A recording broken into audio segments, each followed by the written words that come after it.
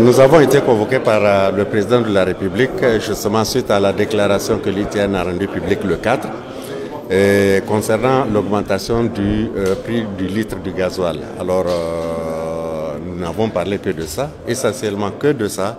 Et le président de la République, assisté des membres du gouvernement, nous ont donné pas mal d'explications sur ce qui a motivé fondamentalement ce rehaussement du litre du gasoil. Un tas d'informations que nous allons nous permettre d'aller exploiter, digérer et éventuellement nous adresser à nos camarades travailleurs par rapport à tout ce que nous avons recueilli comme information. Mais nous n'avons parlé essentiellement que de l'augmentation du litre du gasoil. Dans quel état d'esprit sont déroulées les discussions?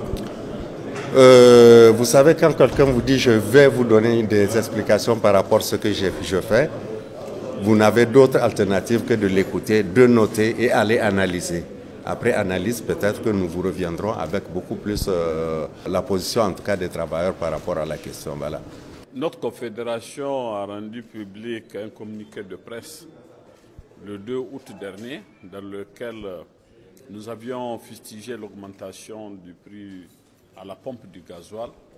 Et c'est à cette occasion que le président de la République a souhaité rencontrer les centrales syndicales représentatives pour discuter avec elles sur les raisons qui ont amené le gouvernement à augmenter le prix à la pompe du gasoil. Et à l'occasion de cette rencontre, il a donné les raisons techniques pour lesquelles le prix du gasoil a été augmenté, en tenant compte bien sûr et que c'est une alternative pour ne pas augmenter le prix du kilowattheure, pour ne pas augmenter le prix du gaz et pour ne pas augmenter le prix du super à la pompe. Et il a expliqué que le gouvernement a été contraint de prendre cette mesure. Donc nous l'avons écouté. Nous lui avons aussi posé l'autre alternative, c'est-à-dire que le pouvoir d'achat des travailleurs n'a pas augmenté depuis combien d'années et que notre pays a le plus petit SMIC dans la sous-région. Et compte tenu donc des conséquences de l'augmentation du prix du gasoil sur les produits de première nécessité, vous savez que les gros porteurs utilisent le gasoil, les transporteurs de voyageurs utilisent le gasoil, même certaines industries utilisent le gasoil. Donc nous avons aussi dit que notre réaction en tant qu'organisation syndicale, c'est notre inquiétude par rapport à l'augmentation des prix des produits de première nécessité et même les prix des services. Il nous a rassuré que, en ce qui concerne les transporteurs, ils sont en discussion avec eux, ils ont déjà rencontré ces transporteurs de voyageurs et des marchandises pour qu'il n'y ait pas augmentation des prix.